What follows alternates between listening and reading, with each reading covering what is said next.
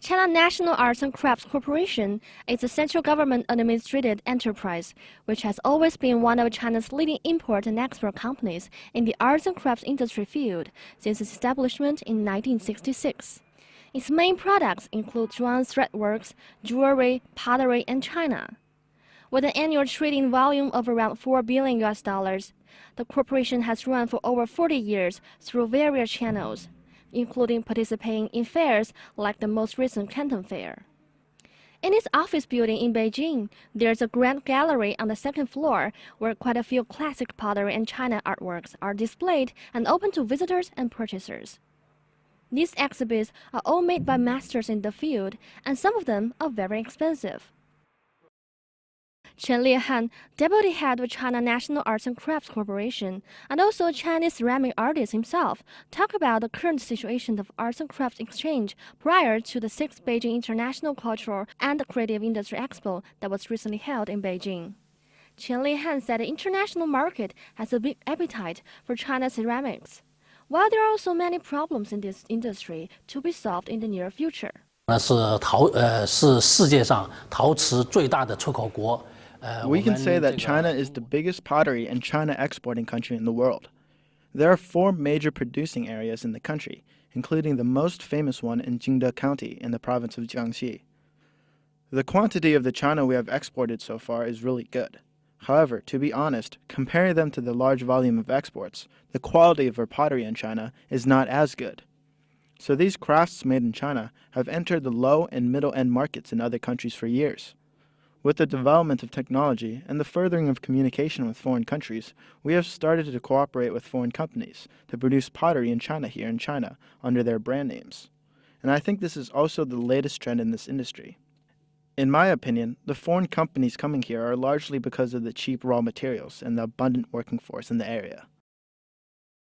Chen Liehan is a well-renowned ceramic expert and designer in China whose work have been shown in all kinds of exhibitions overseas.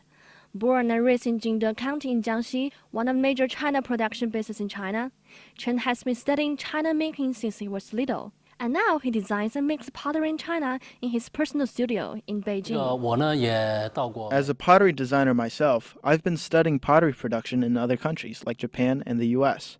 And what I have found is how big of difference in price there is between the ones made in China and those in their country. Our products are like only 10% of their prices. Well, they have a good reason to sell at that price for their high technology and good quality. I personally think the biggest reason for the cheap price of our products lies in that the china and pottery in our country don't have their own brand name, not even a national brand, let alone an international level one. When we talk about the pottery in the US, people immediately think of Lennox. But if you talk about pottery in China, we have nothing. The second thing is, our design of China still has a long way to go before being able to compare with the ones in other countries.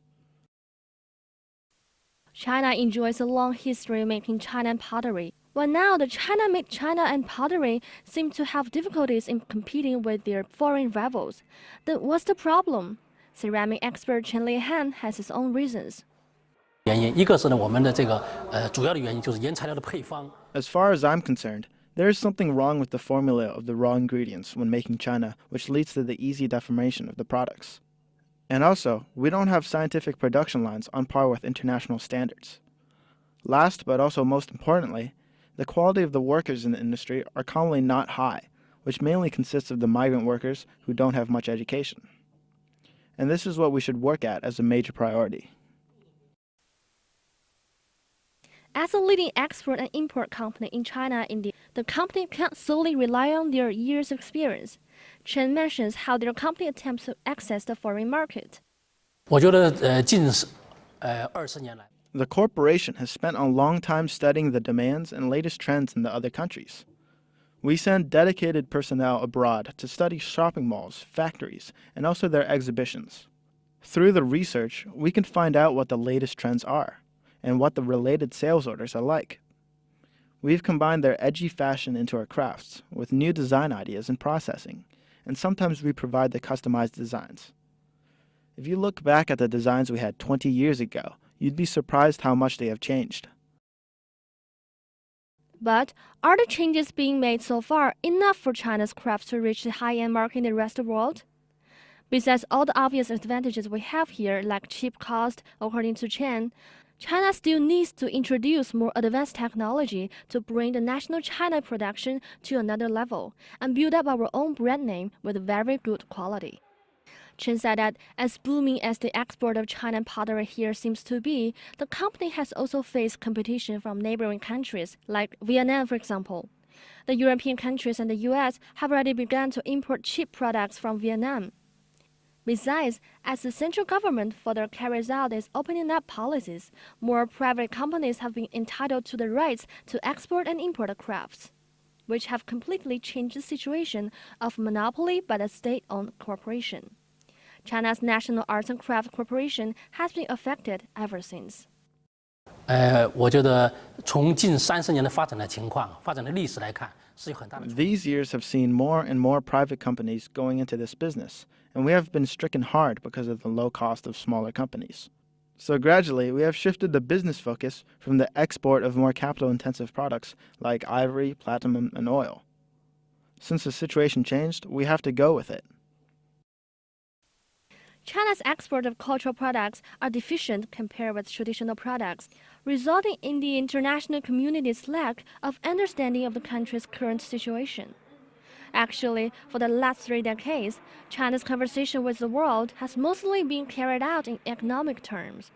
Almost all foreigners live in homes filled with Chinese-made products, yet the vast majority know very little about the culture of the country. The export of arts and crafts with Chinese characteristics could be a good medium for the world to better understand China's culture. Some have said that China's international influence has not been commensurate with its economic might because it has been shy about exporting its cultural values. As the central government's policy becomes more beneficial for the cultural export companies, it should be the time now to step out of the cultural comfort zone to try to deliver more cultural products that they have always been proud of.